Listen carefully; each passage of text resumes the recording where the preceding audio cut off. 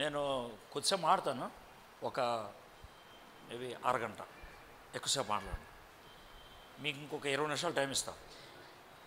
మీకు ఏమైనా క్వశ్చన్ ఉంటే 2-3 మంచి జవాబులు చెప్తాను. ఓకే, బాగుందా పద్ధతి? అందుకే కిందకు వచ్చా. పైన ఉంటే మీరు ఏదో తోరణం చూస్తారని, దగ్గరికి వస్తే బాగుంటుంది. ఏం బాబు? రైట్, చిన్న ప్రార్థన చేసుకుందాం. మా దేవా, మా ప్రభువా, యవ్వనస్తులుగా జీవించడం అనేది ఒక భాగ్యం. యవ్వన కాలంలో ఎదుర్కొనేటువంటి సవాళ్ళు చాలా ఘోరం నాయన. మరి అలాంటి పరిస్థితుల్లో మేము ఎలాగా జీవించాలి? కొద్దిసేపు ప్రభా నీ వాక్యంలోంచి మేము చూడాలని ఆశపడుతున్నాం.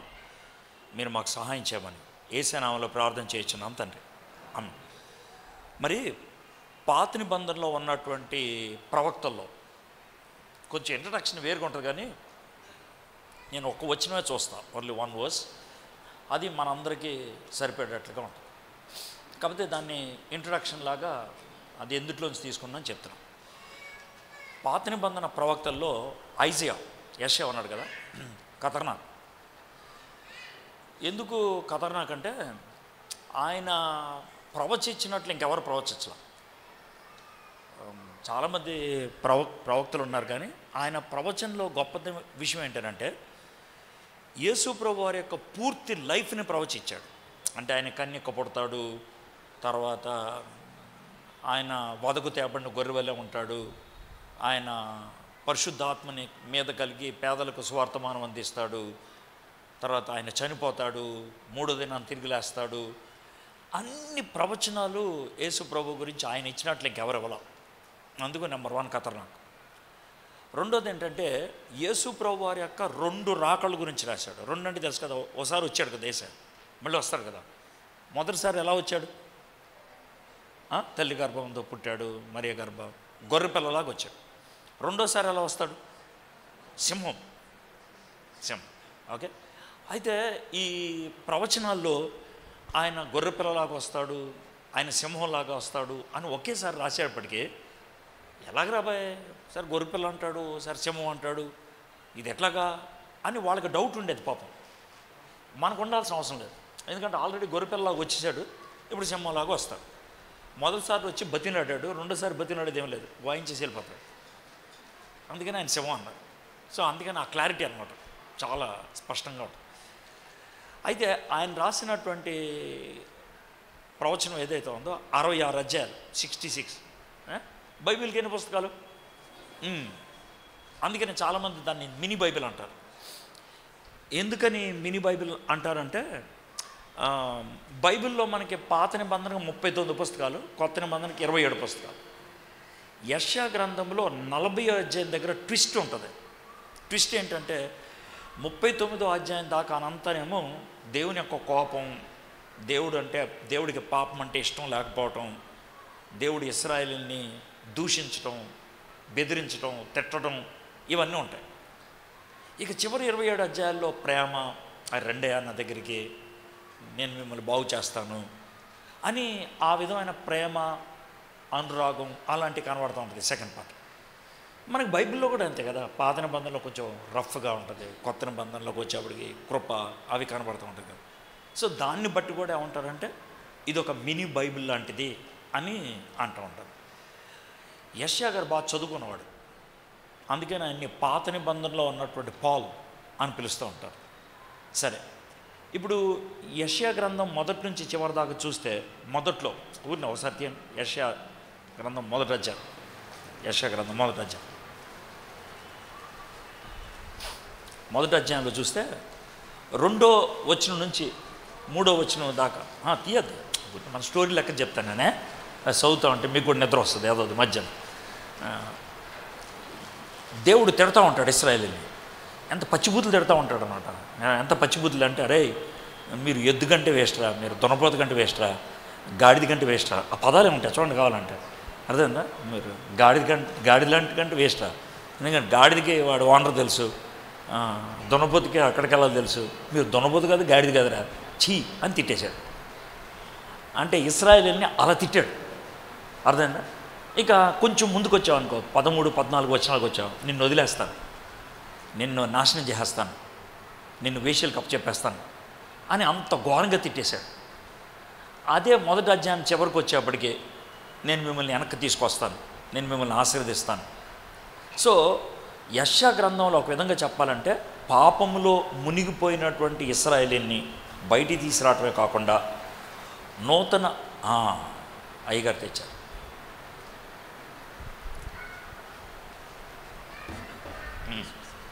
ఏం తెస్తావు? అదెందుకు చాలు, ఇదే ఎక్కువ నాకు అంటే పర్లేదు దగ్గర పెట్టుకుంటానులే. బాయ్ ఎవరికైనా వినపడపోతే చెప్పండి. మరి వాళ్ళు ఏం మాట్లాడలేదు, మరి చెప్తున్నారు. నీకెందుకు చెప్తున్నారు వాళ్ళు? అది నువ్వే మాట్లాడు. ఈయనకు సౌండ్ తక్కువైందని చెప్తే కనుక ఆయన ఇచ్చేస్తాను నేను. వినపడుతుందా? వినపడక ముందుకు వచ్చేయండి. అంత వెనకాల ఎందుకు వచ్చిన బోల్ గాలి ఉందిగా. ఓకే సరే. ఈ 66 అధ్యాయాల్లో ఇశ్రాయేలీయుల యొక్క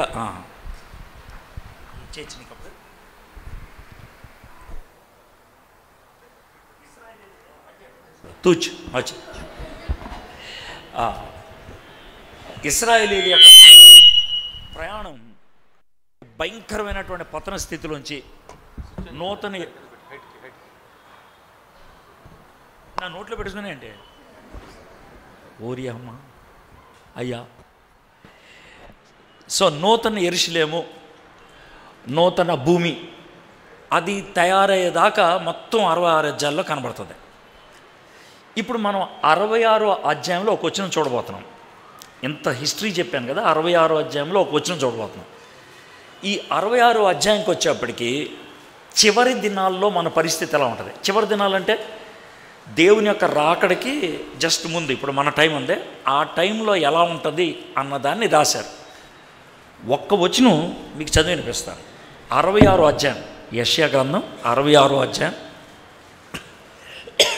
6వ వచనం చదువుతాను చూడండి. ఆలకించుడి, పట్టణములో అల్లరి ధ్వని పుట్టుచున్నది, దేవాలయం నుండి శబ్దము వినబడుచున్నది, తన శత్రువులకు ప్రతీకారము చేయుచుండు యెహోవా శబ్దము వినబడుచుంది. కరెక్టేనా? నేను చదివింది బాగా చదివినా? Very good. అయితే ఈ వచనంలో మీరు జాగ్రత్తగా గమనిస్తే శబ్దము, వాయిస్ అనేది ఎన్నిసార్లు కనబడుతుంది అంటే 3 టైమ్స్ కనబడుతుంది. జాగ్రత్త, నేను చాలా ప్రాక్టికల్గా దీన్ని మీకు చెప్తాను. ఈ ప్రపంచంలో ఉన్న ప్రతి మానవుడికి 2 శబ్దాలు వినబడుతూ ఉంటాయి ఎప్పుడు, 2 వాయిసెస్ ఎప్పుడు. అవేంటో మీకు చెప్తాను. ఒకవేళ మీరు బిలీవర్ అయితే, ఒకవేళ మీరు క్రిస్టియన్గా జీవించాలనుకుంటే మీకు 3 శబ్దాలు వినబడతాయి ఎప్పుడు. ఏంటి సార్ ఆ శబ్దాలు అంటే అవే ఇక్కడ రాశారు. ఈ శబ్దాలలో ఏ శబ్దాన్ని నువ్వు ఫాలో అవుతావు, ఏ శబ్దానికి నువ్వు ఓకే అంటావు అన్న దాన్ని బట్టి నీ క్యారెక్టర్ ఉంటుంది, అన్న దాన్ని బట్టి నీ లైఫ్ ఉంటుంది. అవేంటి చెప్తాను. 3 స్వరాలు ఇక్కడ ఉన్నాం. ఆలకించుడి, పట్టణములో అల్లరి ధ్వని పుట్టుచున్నది. ఇది మొదటి శబ్దం. ఈ మొదటి శబ్దానికి ఇతనిచ్చిన పేరేంటి? అల్లరి ధ్వని. అంటే ఏంటి అల్లరి ధ్వని అంటే ఏంటి? అల్లరి ధ్వని అంటే 10 మంది కలిసి గొడవ చేస్తూ ఉంటే దాన్ని అల్లరి ధ్వని అంటారు. అవునా కదా? మన లైఫ్లో ఎప్పుడు కూడా ప్రతి విషయంలో there will be a voice from out side, అల్లరి ధ్వని. 10 మంది కలిసి అరిసే అరుపు. ఇదేంటో మీకు చెప్తాం. దీన్నే మన ప్రజెంట్ టర్మినాలజీలో ఉపయోగించే పదం ఏంటంటే ట్రెండింగ్. విన్నారా ఎప్పుడైనా పదం? విన్నారా? ట్రెండింగ్ విన్నారా? డ్రెస్ కొనేటప్పుడు ట్రెండింగ్ ఏంటి, వాచ్ కొనేటప్పుడు ట్రెండింగ్ ఏంటి, హెయిర్ స్టైల్కి వెళ్ళేటప్పుడు ట్రెండింగ్ ఏంటి, చెప్పులు కానీ షూస్ కానీ కొనుక్కునేటప్పుడు ట్రెండింగ్ ఏంటి, బండి ట్రెండింగ్ ఏంటి, నువ్వు వాచ్ చేసేటువంటి ప్రోగ్రామ్స్ ట్రెండింగ్ ఏంటి. ట్రెండింగ్ మనందరికీ ఇష్టపడుతుంది. ఎందుకనంటే ట్రెండింగ్ బట్టి యూత్ ఐడెంటిఫై అవుతారు. ఇప్పుడు అందరూ కూడా టైట్ ప్యాంట్స్ వేస్తున్నారు, నువ్వు పూర్వకాలపు 42 బెల్ బాటం వేసుకెళ్ళావు అనుకో, ఎందుకు నవ్వుతున్నావు? కాలు నువ్వు నవ్వే ముద్దుగా నవ్వు, అందుకే నాకు మారింది. ఎందుకు నవ్వు? విచిత్రంగా ఉంటుందే, బస్ విచిత్రంగా ఉంటుంది. అయితే నేను సరదాగా అడిగాను, ట్రెండింగ్ ఫాలో అనుకోండి ఇమీడియట్గా మనల్ని అందరూ కలిపేసుకుంటారు. ట్రెండింగ్ ఫాలో అనుకోండి ఇమీడియట్గా మనం దోస్త్ అయిపోతాం. ట్రెండింగ్ ఫాలో అనుకోండి మనల్ని ఎవడు విచిత్రంగా చూడడం. ట్రెండింగ్ ఫాలో అనుకోండి మనకు చాలా కంఫర్టబుల్గా ఉంటుంది. కాబట్టి ఈ ట్రెండింగ్ అనేది చాలా పవర్ఫుల్గా ఉంటుంది. ఈ ట్రెండింగ్కి ఎంత బానిస అయిపోతామంటే మనం ఆ ట్రెండింగ్ని మనం ఫుల్ఫిల్ చేయడానికి యంగ్ పీపుల్ కాబట్టి అమ్మా నాన్నని ఫోర్స్ చేస్తాం. అందరూ కొందే, నాకు లేదు.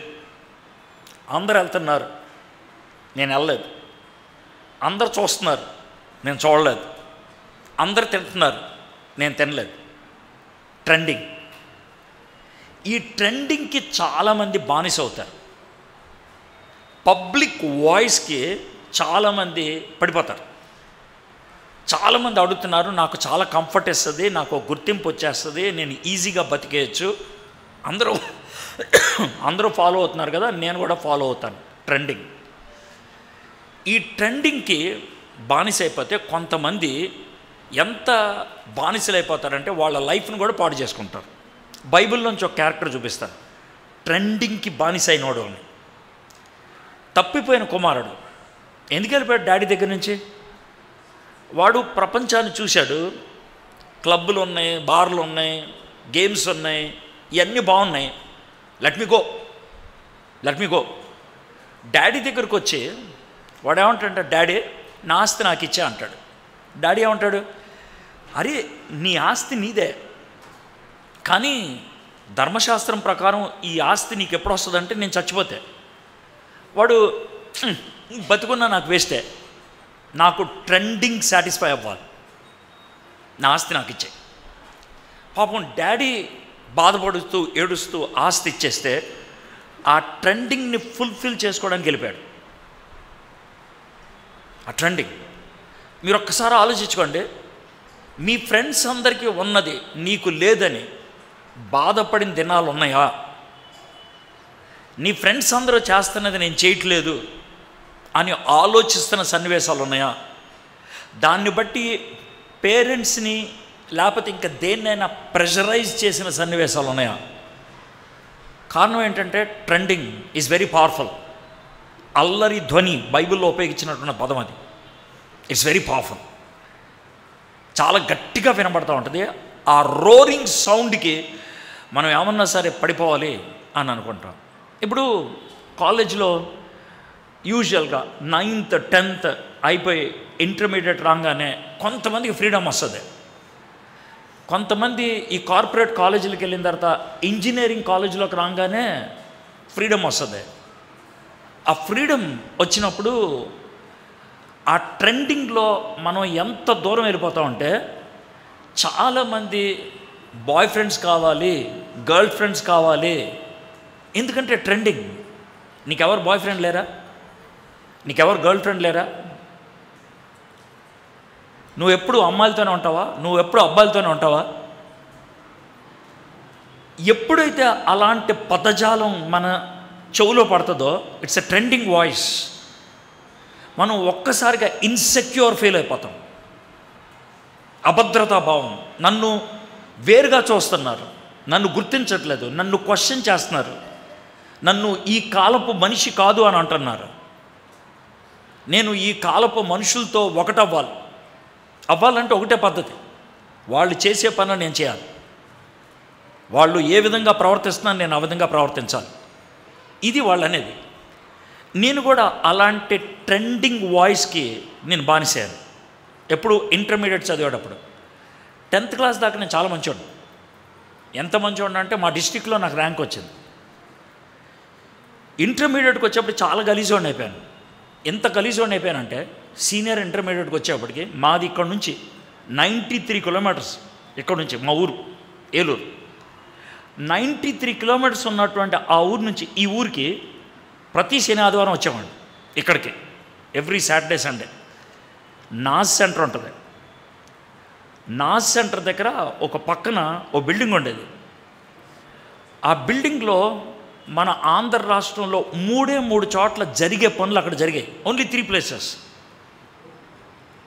ఒకటి పంజాగుట్లో, ఇంకోటి సనత్ నగర్లో, ఇంకోటి నాజ్ సెంటర్ దగ్గర.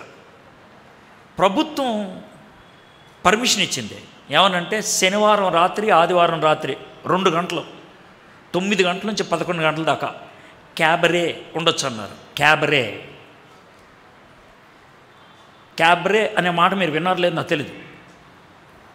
దానికి మళ్ళీ సిస్టమ్స్ ఉంటాయి. 3 కార్బెట్ 5 కార్బెట్ అని. 3 కార్బెట్ అంటే 3 అమ్మాయిలు, 5 కార్బెట్ అంటే 5 అమ్మాయిలు పర్మిషన్ ఇస్తారు. పెద్ద హాల్ ఉంటుంది, రౌండ్ టేబుల్స్ ఉంటాయి, అక్కడక్కడ చుట్టూ కుర్చీలు ఉంటాయి. హాల్లోకి రావటానికి భయంకరమైన రేట్ ఉంటుంది. లోనకి వచ్చి వాళ్ళు కూర్చుంటారు. 9 o'clockకి 3 కార్బెట్ అయితే 3 అమ్మాయిలు, 5 కార్బెట్ అయితే 5 అమ్మాయిలు వస్తారు. వాళ్ళు వచ్చేటప్పుడే చాలా చిన్న బట్టలు వేసుకొని వస్తారు. పచ్చి భాషలో చెప్పాలంటే చడ్డీలు వేసుకొని వస్తారు. వాళ్ళు వచ్చి డ్యాన్స్ వేస్తూ ఉంటారు. వీళ్ళు డబ్బులు ఇసురుతారు. ఎవరు ఎక్కువ డబ్బులు ఇస్తే ఆ టేబుల్ దగ్గర వాళ్ళు డ్యాన్స్ వేస్తారు. ఆ డబ్బులు ఇసిరేటప్పుడు ఎక్కువ డబ్బులు ఇసిరి అది ఇప్పేవా అంటే ఇప్పేస్తారు వాళ్ళు.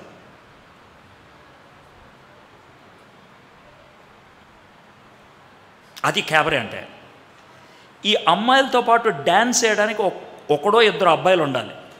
వాళ్ళకు పేరు ఉంటుంది, స్ట్రిప్ డ్యాన్సర్ అని. ఆ పని చేసేవాడిని నేను. That was me. ట్రెండింగ్ ఎక్కడ దాకా తీసుకెళ్ళింది అంటానికి రుజువు. ప్రతి వారం 2 రోజులు అక్కడికి వచ్చి ఆ 2 రాత్రులు డ్యాన్స్ వేస్తే, డ్యాన్స్ వేసిన గంటకి 40 రూపాయలు నాకు జీతం ఇస్తే, 2 రాత్రులకి నాకు 160 రూపాయలు వస్తే, ఆ 160 రూపాయలతో రోజంతా వారం అంతా డ్రగ్స్ ఎక్కించుకునేవాడిని ఇంటర్మీడియట్లో. అది నా లైఫ్. ఎందుకు వెళ్ళాను అంత దూరం? నేను మీ గురించి చెప్పట్లా, నా గురించి చెప్తున్నా. ఎందుకు వెళ్ళాను అంత దూరం? వాయిస్. ప్రజలు రా, ఏమవుదలే, బాగుంటుందిరా, సరదాగా చెప్పారు. కొన్నిసార్లు ఈ ట్రెండింగ్ వాయిస్ ఎంత ప్లీజింగ్ ఉంటుందంటే, రే ఇదొక్కసారి ట్రై చేయి, ఒక్కసారి ట్రై చేయరా బాగుంటుంది అని అన్నారు. పాన్ అంటారు కదా, కిళ్ళి, అదొట్టిచ్చారు. తినరాను. నాకు తెలియదుగా, తింటేది అంత తిమ్మిరి అనిపించింది. కొద్దిసేపు అన్నాక నేను నేల మీదే లేను. జైంట్ వీల్ నుంచి కిందకు వస్తున్నప్పుడు మీరు ఎక్కితే ఎవరన్నా మన వెయిట్ మనకు తెలియకుండా సార్, ఆ ఫీలింగ్ 3 గంటలు ఉంటుంది. ఎలా ఉంటుంది ఆలోచించండి. అసలు పరలోకంలో ఉన్నట్లు ఉంటుంది. ఏదో అది డ్రగ్ చేసేది. That's the experience. Wow, super. నాకు రోజు కావాలనిపించింది. ట్రెండింగ్. ఆ ట్రెండింగ్కి మీరు ఏమన్నా బానిసయ్యారేమో నాకు తెలీదు. అవ్వలేదు అని అంటే నాకు కొంచెం డౌటే. This is one voice the whole world faces. మీరంతా ఈ ప్రపంచంలో ఉన్నారు కాబట్టి ఖచ్చితంగా ఆ వాయిస్ని మీరు ఫేస్ చేస్తారు. రెండోది ఏంటో చెప్దాం. దేవాలయం నుండి శబ్దము వినబడుతుంది. దేవాలయము అని ఐజియా 66లో రాసినప్పుడు దేవాలయం లేదు.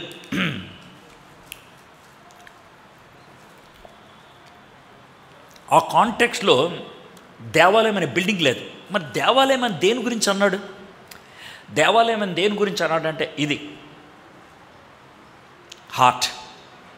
ఓకే, ఇది పవిత్ర స్థలం. కానీ నా లైఫ్ చెప్తున్నాను కాబట్టి చెప్తున్నాను. నేను ఇంటర్మీడియట్ చదివాక 10th దాకా బాగున్నాను కదా. ఇంటర్మీడియట్ చదువుతున్నప్పుడు నాకు ఒక గర్ల్ ఫ్రెండ్ ఉండేది.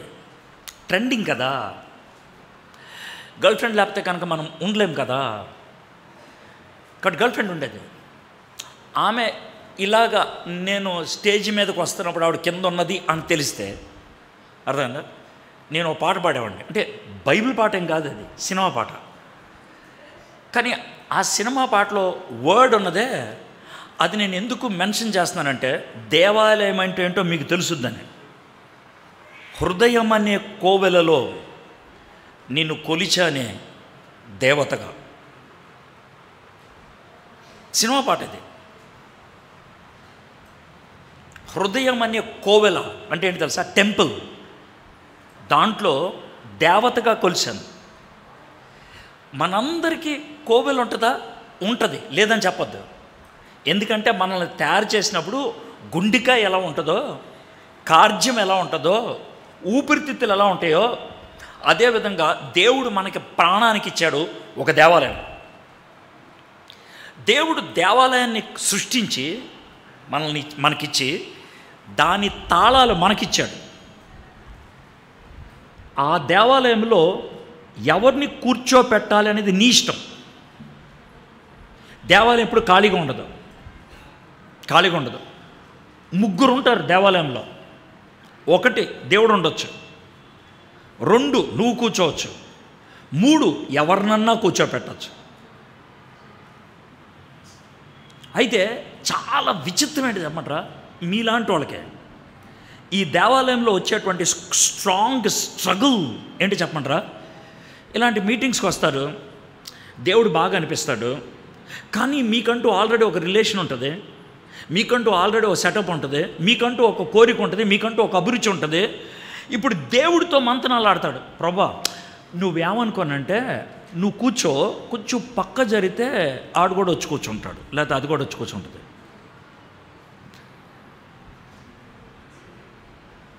వి ట్రై టు హ్యావ్ దాట్. నేను చాలా సీరియస్ చెప్తున్నా. లేదా మనము సండే చర్చ్కి వస్తాం, చాలా మర్యాదగా కూర్చుంటాం, బైబిల్ పెట్టుకుంటాం, చదువుకుంటాం, ఆదివారం జాగ్రత్తగా ఉంటాం, సోమవారం పుష్ప సినిమా, మంగళవారం గేమ్ చేంజర్. ఇక వరుస ఏ అంటే we want to adjust everything. Shock అనిపిస్తుందా మీకు? అనిపించవచ్చు, ఎందుకంటే ఎవరు ఎక్కడి నుంచి అలాంటి మాటలు మాట్లాడరు. చాలా పవిత్రమైన, నేను చాలా గలీజ్గా అని చెప్పాను ముందే. రియాలిటీ మాట్లాడుతున్నాను, రియాలిటీ. అలాంటి ద్వంద్వ జీవితాన్ని జీవిస్తూ ఉంటే ఎంత ఘోరంగా ఉంటుంది దేవాలయం. ఈ దేవాలయపు వాయిస్ ఏమని చెప్పుద్దంటే, ఇది నీకు కావాలి, ఇది నీకు కావాలి, ఇది నీ అభిరుచి, సెంటిమెంట్. ఆ సెంటిమెంట్తో వాళ్ళు ఏమంటారంటే ఐ కెనాట్ లీవ్, నాకు కావాలి. నేను మారుమనసు పొందాను. మారుమనసు పొందిన తర్వాత ఒక 3 నెలల దాకా దేవుడు అమ్మాయి 2 కూడా ఉండే. ఓ 3 నెలల తర్వాత ఎలాగో మీటింగ్కి వెళ్తే ఆయన ఎవరో గట్టిగా ప్రసంగం చేశాడు, ఉండకూడదు అనేసి. నాకేం చేయాలో అర్థం కాలేదు. ఇంటికి వెళ్ళి ఫ్రెండ్, మా మమ్మీకి బాగా క్లోజ్గా ఉండేవాడిని, ఉపవాసం ఉండి ప్రార్థన చేశాం 3 రోజులు. డే 1 ప్రార్థన ఖతర్నాక్, మీరు చేసే ప్రార్థన చేశాను. దేవా నువ్వంటే నాకు చాలా ఇష్టం, నాకేమో అమ్మాయి ఇష్టం, నువ్వు కూడా అమ్మాయిని ఇష్టపడ్డావు అనుకో, మనం ముగ్గురం కలిసి ఉండిపోవచ్చు, గొడవలేని పని. చాలా సింపుల్గా, కానీ పని అవ్వాలి. ఇక 2వ రోజుకి అర్థమైంది అలా కుదరదని. ప్రభా అమ్మాయిని వదలటం నా వల్ల కావట్లేదు ప్రభా అని ప్రార్థన చేశాను. 3వ రోజు సరే ప్రభా వదిలేస్తాను ప్రభా, మీరు నాకు సహాయం చేయండి అని ఫైనల్ అయిపోయింది. 3వ రోజు ఇంటికి వెళ్ళిపోయాను. మా అమ్మ ఏమో మధ్యాహ్నం తినరా అందే, 3వ రోజు కదని. అన్నం కలుపుకున్నప్పుడు చిన్న డౌట్ వచ్చింది. నేను 3 రోజులు ప్రార్థన చేశాను ఈ అమ్మాయికి నో చెప్పడానికి. ఈ అమ్మాయి ఏం ప్రార్థన చేయలేదు, చర్చ్కి వచ్చి ఆవిడ క్రిస్టియన్ క్వైర్లో మెంబరే, మనవాళ్ళే, బయట వాళ్ళే, మనవాళ్ళే, చాలా జాగ్రత్త. అర్థమైందా? మరి ఈ అమ్మాయికి ఎట్లా ఉంటుంది అనుకొని గబగబా చేతులు కడుక్కొని వెళ్ళి మమ్మీ అన్నది ఏంటి రానంటే, లేదు మమ్మీ అన్న ప్రార్థన చేశాను. 8 o'clock నుంచి 11 o'clock దాకా ఆ అమ్మాయి గురించి ప్రొటెక్షన్ కోసం ప్రార్థన చేసి పడుకుంటాను. పొద్దున్న మెళుకు లేటుగా వచ్చింది. నా ఫ్రెండ్ అన్నాడు ఒకడు, సురేష్ అని, ఆడొచ్చాడు. మంచం మీద కూర్చొని నా పక్కన, లేరా అన్నాడు. ఇంత పొద్దున వచ్చావేంట్రా అని అన్నా. పొద్దున 7:30 ఎంత అయింది, ఇంత పొద్దున వచ్చావేంట్రా అన్నాడు. ఏం లేదురా, అది నూతిలో దూకేసింది అందుకే వచ్చాను అన్నాడు.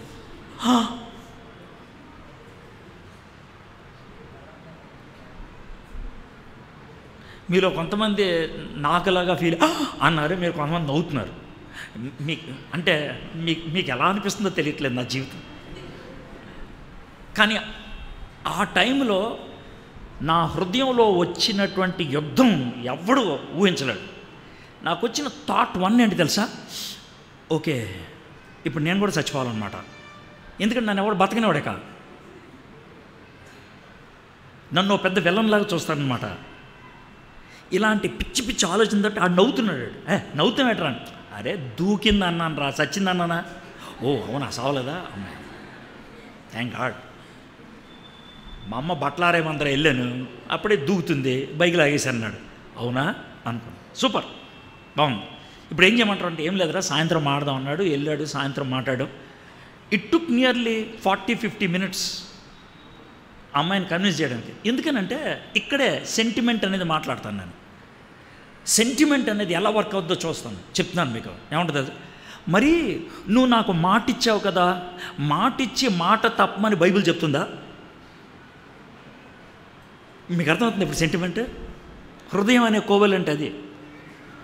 అక్కడి నుంచి కూడా వాయిస్ వస్తుంది, చాలా లాజికల్గా ఉంటుంది ఆ వాయిస్. అదే చాలా గట్టిగా ఉంటుంది, అదే చాలా పవర్ఫుల్గా ఉంటుంది. నా చేతిలో చేసి ప్రామిస్ చేసావు కదా నువ్వు అంటే, ఆ ప్రామిస్ని మనం బ్రేక్ చేయొచ్చా క్రిస్టియన్గా? డు యు అండర్స్టాండ్ నా? చాలా స్ట్రాంగ్, చాలా స్ట్రాంగ్, వెరీ స్ట్రాంగ్. ఎంత స్ట్రాంగ్ ఉంటుందంటే దేవుడు మాటను కూడా కాదనగలిగేటువంటి స్ట్రెంగ్త్ ఇస్తుంది. ఎగ్జాంపుల్ చెప్తాను. ఇందాక తప్పైన కుమారుడు అవుట్ సైడ్ వాయిస్కి ఇచ్చాను కదా, హార్ట్లో వచ్చేటువంటి వాయిస్ని బట్టి దేవుణ్ణి కాదని ఎగ్జాంపుల్ ఇస్తాను మీకు. యేసుప్రభు వారు కుర్రోని చూసి, బాబు నిన్ను వెంబడించు అన్నాడు. అంటే మా నాన్న చచ్చిపోయిన తర్వాత వస్తానన్నాడు. అంటే వాళ్ళ నాన్న అప్పటికప్పుడు చావలా. అంటే తలకురువు పెట్టి పెద్ద కుమారుడిగా నా బాధ్యతలు పూర్తి చేసుకొని వస్తా. నాకు మా నాన్నకి ఒక స్ట్రాంగ్ బాండింగ్ ఉంది, ఆ బాండింగ్ బ్రేక్ చేసుకొని నీ దగ్గర రాలేను నేను అన్నట్లు ఆయన చచ్చిపోయిన తర్వాత వస్తా అన్నాడు. మనం కూడా చాలాసార్లు జీసస్ దగ్గరికి రావడానికి ఈ రెండాట్లు ఏదో ఒకటి పెట్టుకుంటాం. ఏంటి తెలుసా? ఏదైతే దేవుడు వద్దంటున్నాడో దాన్ని తీసుకొని వస్తానికి ప్రయత్నం చేస్తాం. అది రిలేషన్ అవ్వచ్చు, హ్యాబిట్ అవ్వచ్చు, ఇంకేమైనా అవ్వచ్చు. రెండోది ఏంటంటే, దేవా అది వదిలి రాలేను నేను, అది వదిలి రాలేను. ఈ రెండు కూడా ప్రాబ్లమే. దీస్ 2 వాయిసెస్ దునియాలో ప్రతి ఒక్కరికి ఉంటుంది. ఒకటి లాన్ నుంచి వచ్చే వాయిస్, ఒకటి బయట నుంచి వినబడే వాయిస్. అలాంటి పరిస్థితుల్లో there is a third voice,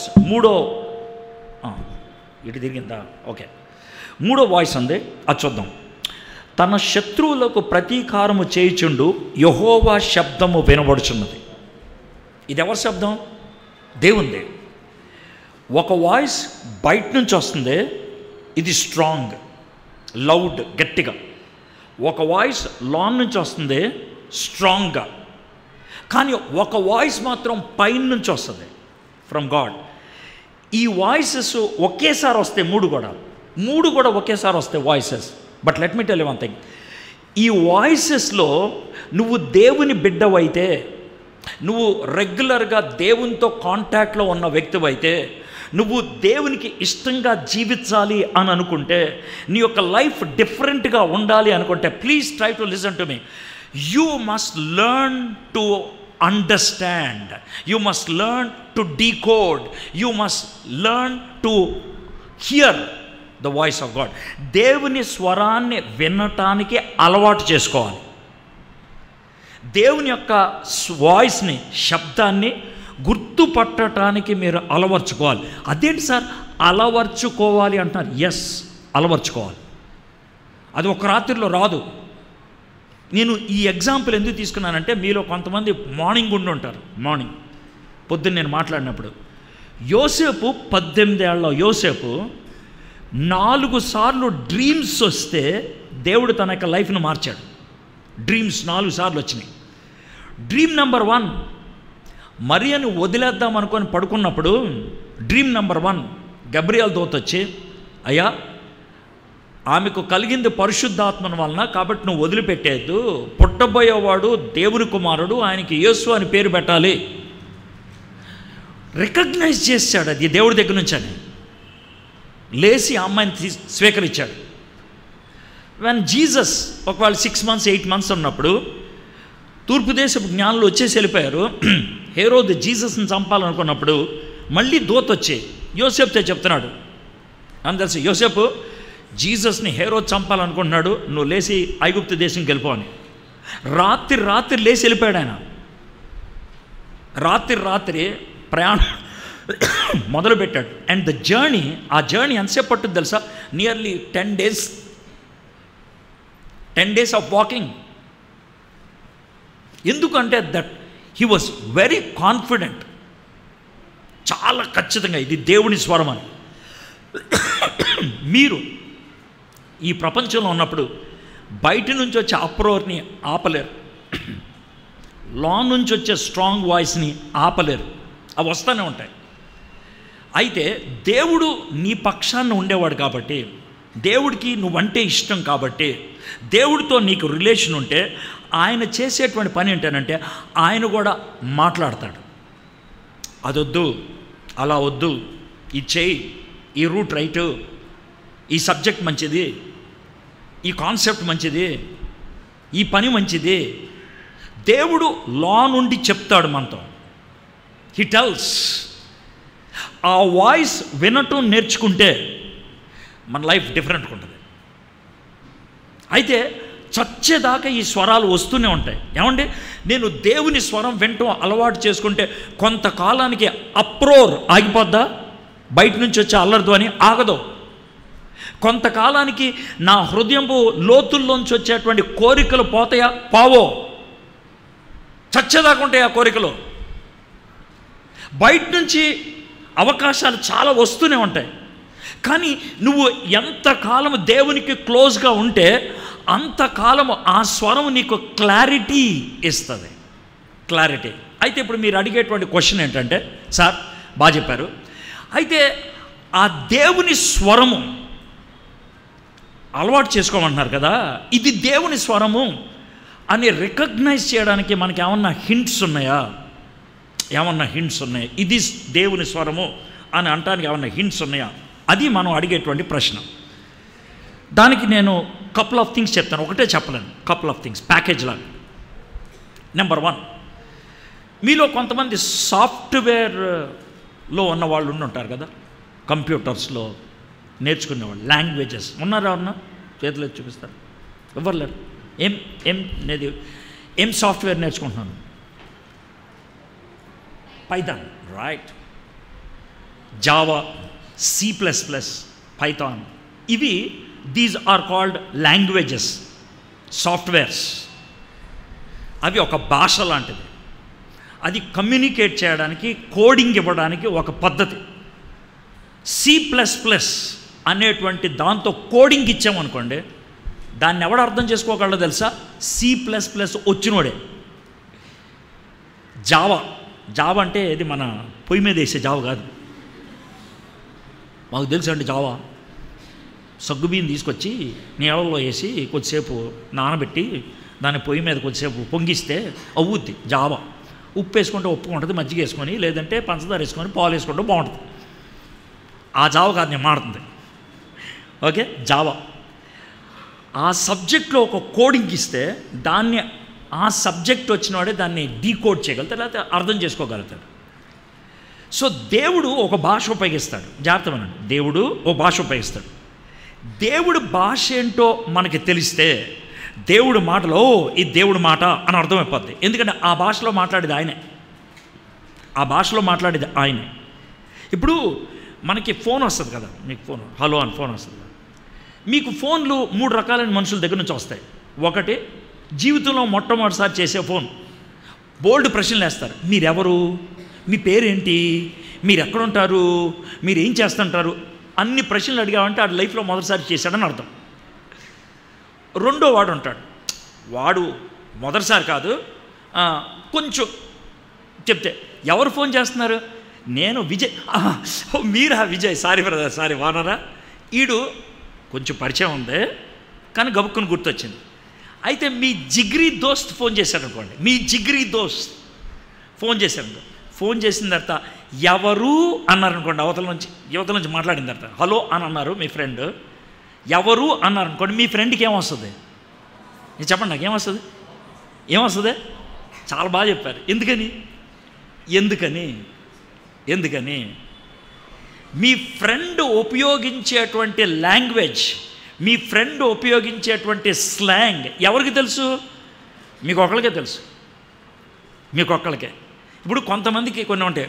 ఇప్పుడు ఏ లడ్డు అని నీకు ఒక ఫ్రెండ్ పిలిచేవాడు ఉన్నాడు అనుకో, ఏ లడ్డు అనగానే ఏంట్రా అని మాడతాం, మనకు తెలుసు కదా.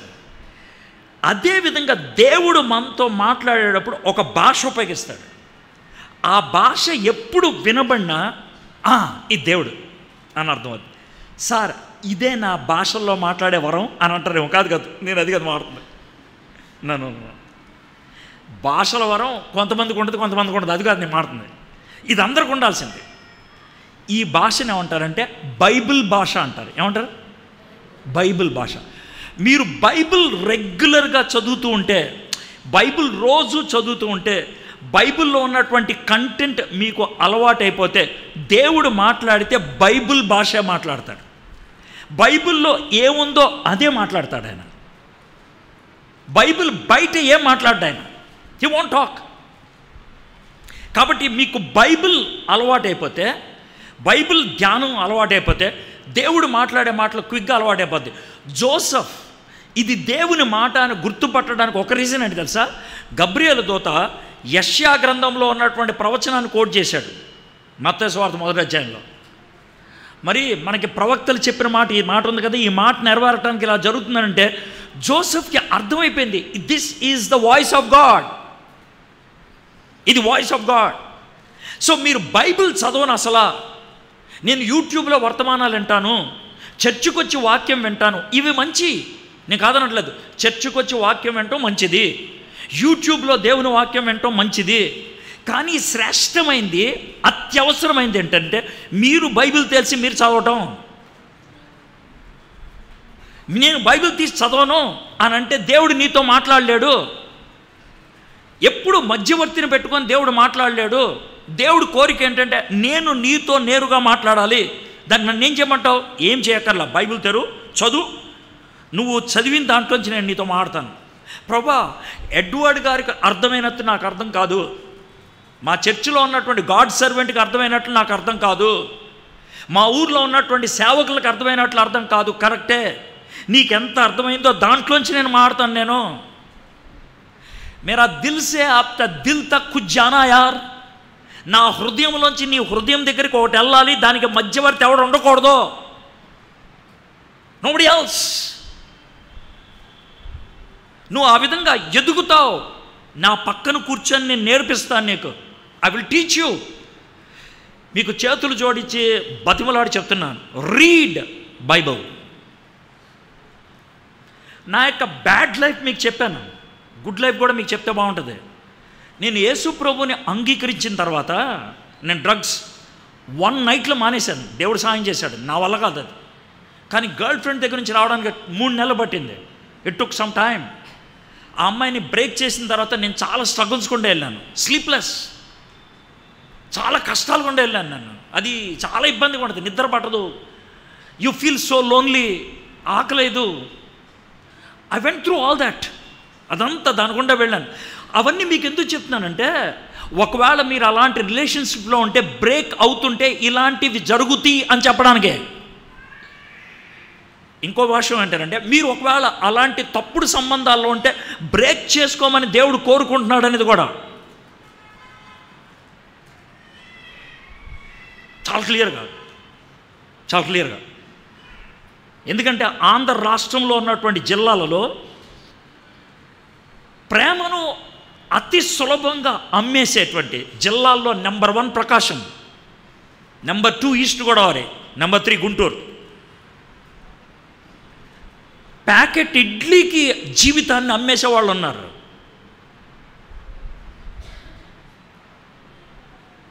ప్లేటు బిర్యానీకి జీవితాన్ని అమ్మేసేవాళ్ళు ఉన్నారు. కాలేజెస్లో ఎక్కడున్న పరిస్థితి అది. That's a trending voice. That's the reality. Ameerpet, హైదరాబాద్లో అమీర్పేట నుంచి పంజాగుట్ట, దిల్సుఖ్నగర్ ఆ రూట్లో ఒక సర్వే చేశారు. కాలేజ్ స్టూడెంట్స్ రూమ్స్లో ఉండి, పీజీస్లో ఉండి చదువుకునేటువంటి స్టూడెంట్స్, గర్ల్స్ 43% కాల్ గర్ల్స్, 43%. 100కి 43 మంది రాత్రులు అబ్బాయిలతో పడుకొని డబ్బులు సంపాదించుకునేవాళ్ళు.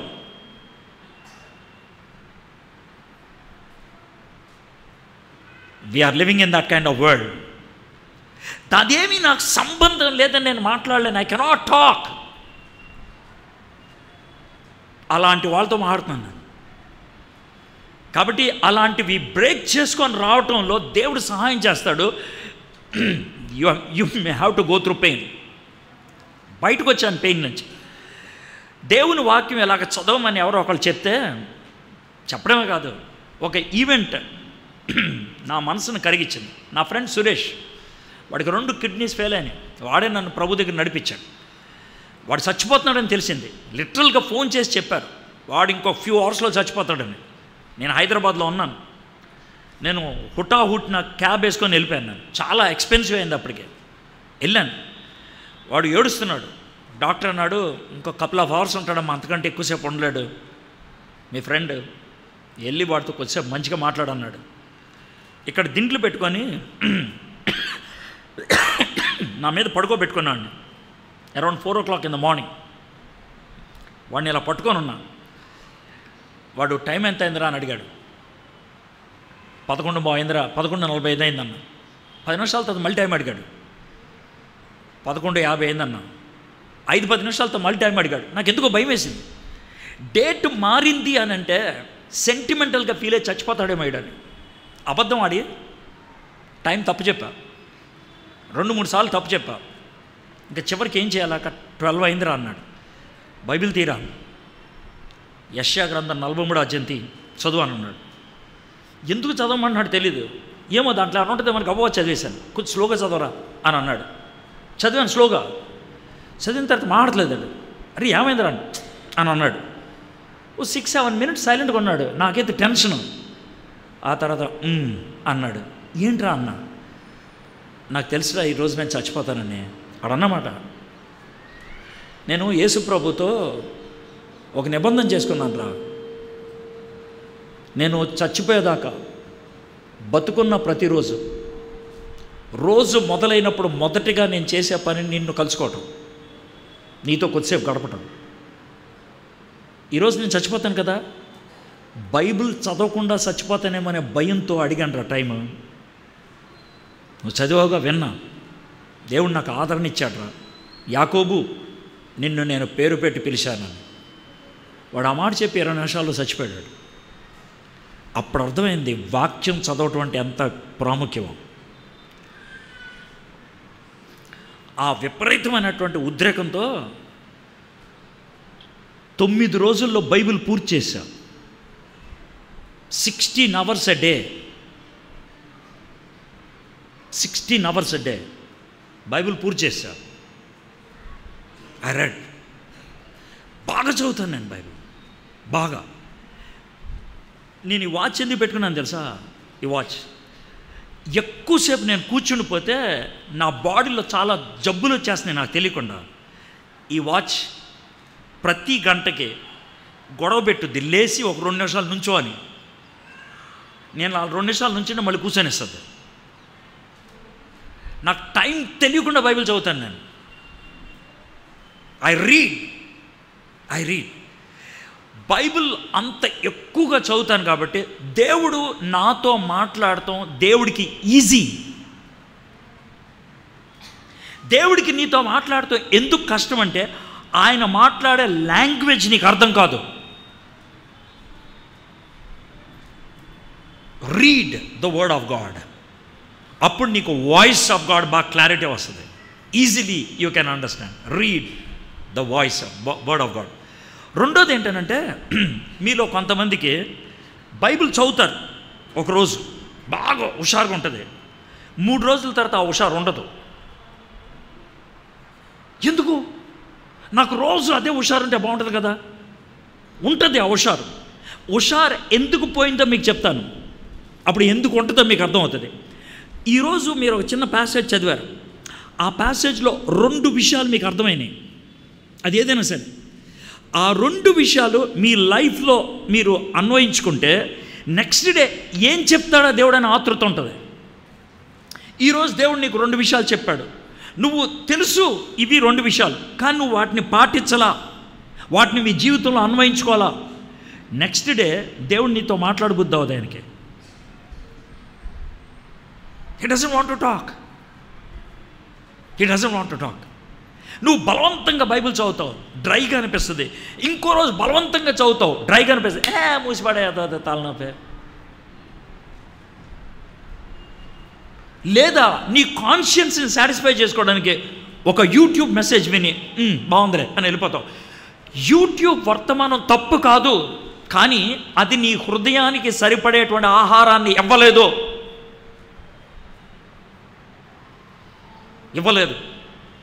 నాకు 3,26,000 మంది సబ్స్క్రైబర్స్ ఉన్నారు నా యూట్యూబ్ ఛానల్కి.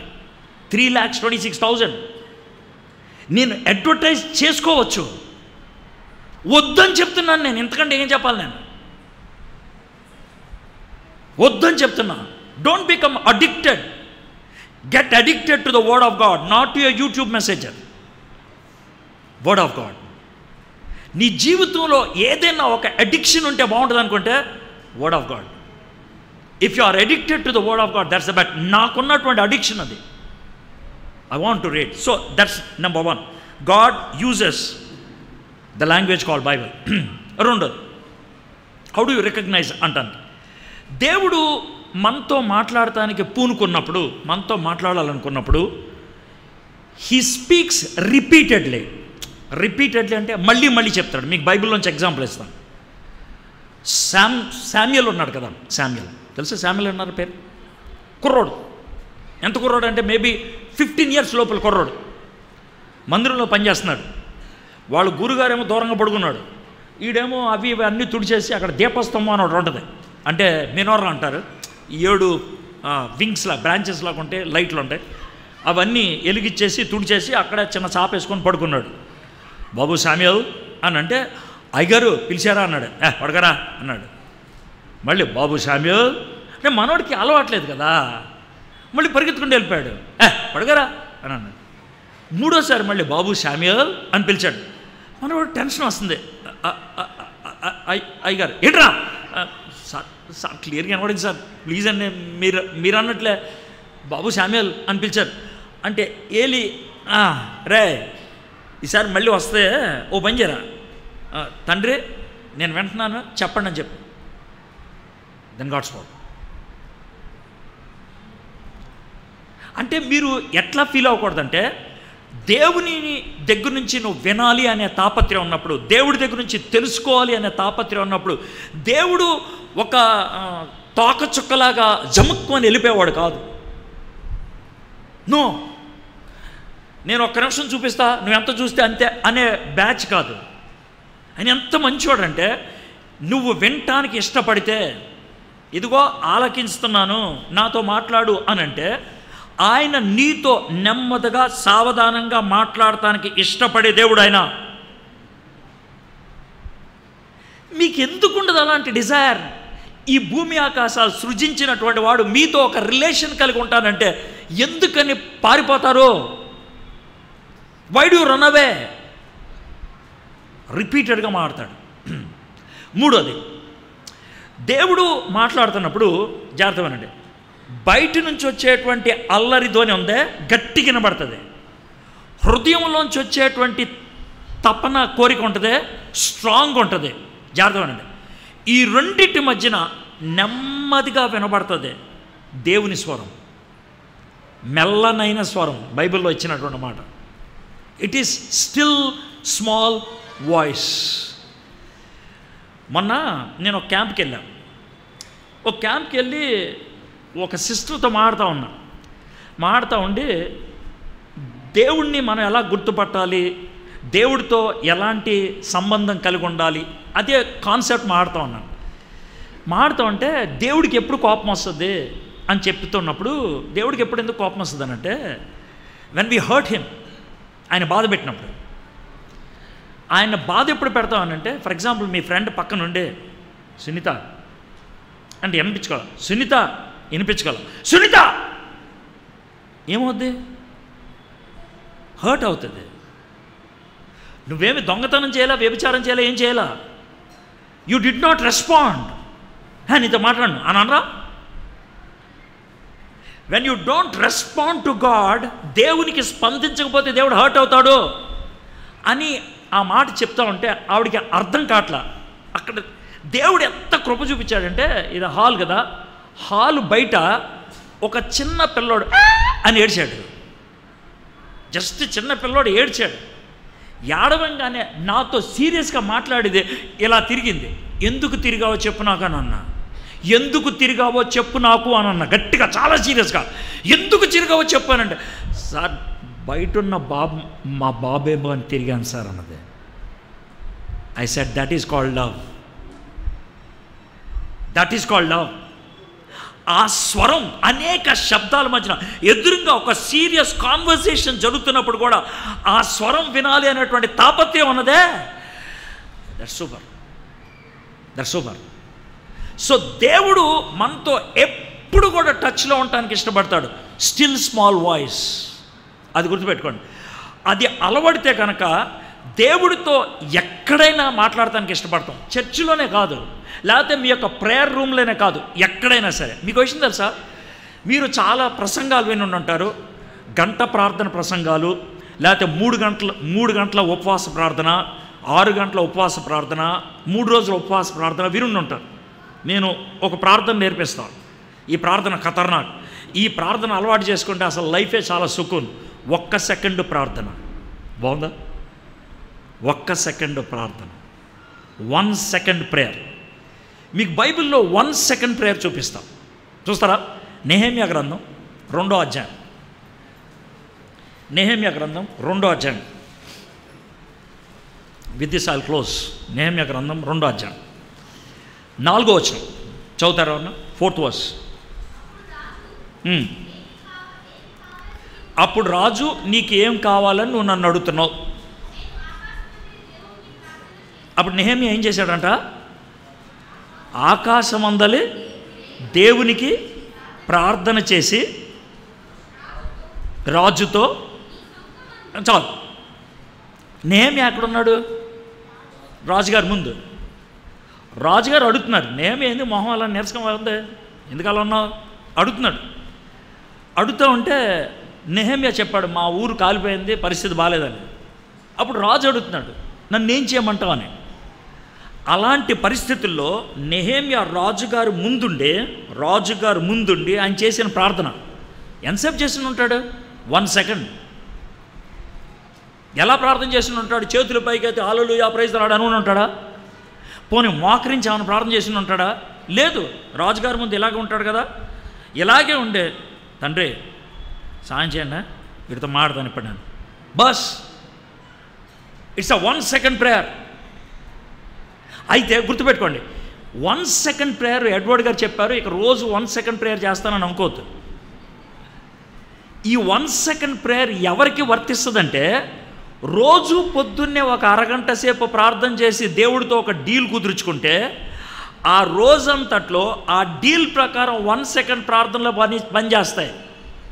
నువ్వు దేవుడినితో అసలు సంబంధమే గడపకుండా 1 సెకండ్ హాయ్ అని అంటే దేవుడు హాయ్ అని వెళ్ళిపోతాడు ఆయన కూడా.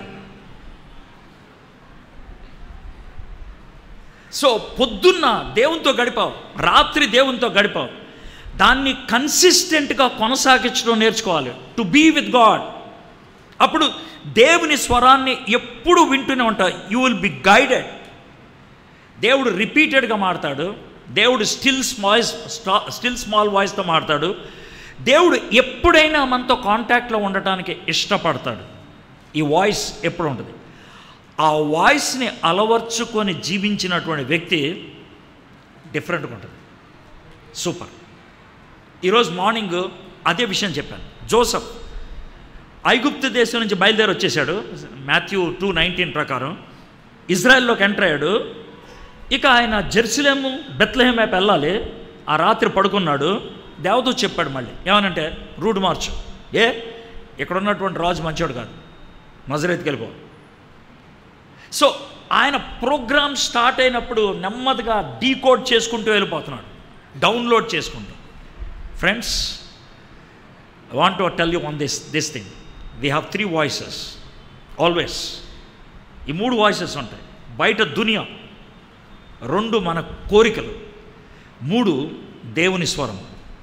ఈ 3 స్వరాల మధ్యన మనము ఫస్ట్ ఆఫ్ ఆల్ దేవుని స్వరాన్ని గుర్తుపట్టడం నేర్చుకోవాలి. రెండోది దేవుని స్వరానికి లోబడటం నేర్చుకోవాలి. దేవుని స్వరాన్ని మన జీవితంలో అన్వయించడం నేర్చుకోవాలి. That makes our life blessed. మరి ఆ వాయిస్ని అలవర్చుకోగలుగుతున్నారా? Start reading the Bible. బైబిల్ని చదవండి రెగ్యులర్గా. ఆ వాయిస్ అలవాటు చేసుకోండి. తెలిసిన దాన్ని లోబడటం నేర్చుకోండి. తెలిసిన దాన్ని జీవితంలో అన్వయించుకోవటం నేర్చుకోండి. And God will definitely bless you and take you further. చిన్న ప్రార్థన చేసుకుందాం. I will take you 2-3 questions and then close. మా దేవా, మా ప్రభా, వాయిసెస్